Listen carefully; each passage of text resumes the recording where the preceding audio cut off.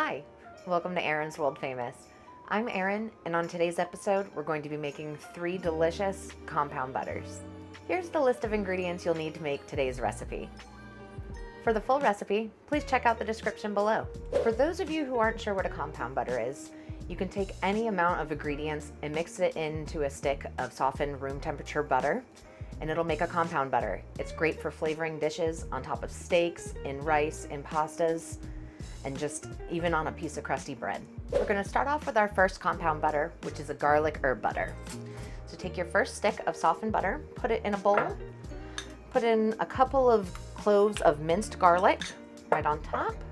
I'm using about a teaspoon of freshly chopped rosemary, and then also a nice big, probably about tablespoon pinch of parsley, a few cracks of fresh cracked pepper, and then now would be when you would add your salt if you're using unsalted butter. However, I'm already using salted. And then next, just mix together until combined. Once your first butter is complete, move on to your next butter. And for this one, we're making a shallot blue cheese crumble butter.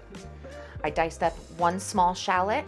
I'm gonna add that on top of the softened room temperature butter. Add in about a tablespoon to 2 tablespoons of crumbled blue cheese. And then I like to add about a teaspoon of Worcestershire sauce, just gives it an extra little zing. And then a few more cracks of fresh cracked pepper in this one as well.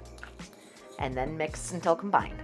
And now we're going to make our final butter, which is going to be a chipotle and cilantro butter. I used about a tablespoon of freshly chopped chipotle peppers in adobo sauce, and then about a tablespoon to 2 of freshly chopped cilantro, and then go ahead and give this one a good mix until fully combined.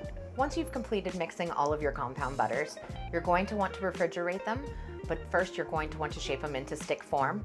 I find using a butter mold such as this the easiest. You can get them on Amazon super cheap. I think I picked mine up for around $7. But if you don't have one, I'll show you how to do it with saran wrap coming up next. Now to store your butter so it can refrigerate, you're gonna take your butter, scoop it onto a piece of plastic wrap that you laid on a work surface, kind of get it into like a little bit of a ball shape or a stick of butter shape, and then you're going to tightly wrap it over and kind of mold it into that stick shape.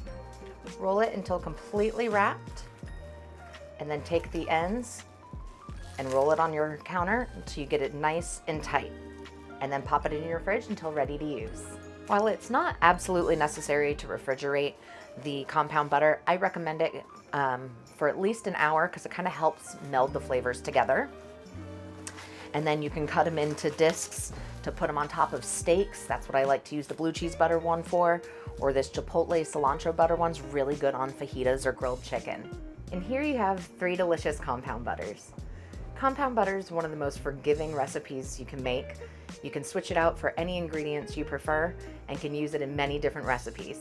I like to keep all of these on hand in my fridge at all times. Now, if you've enjoyed today's recipe, please like this video, subscribe to my channel, and comment on what you may like to see me cook next. But now it's time to eat. We'll see you next time.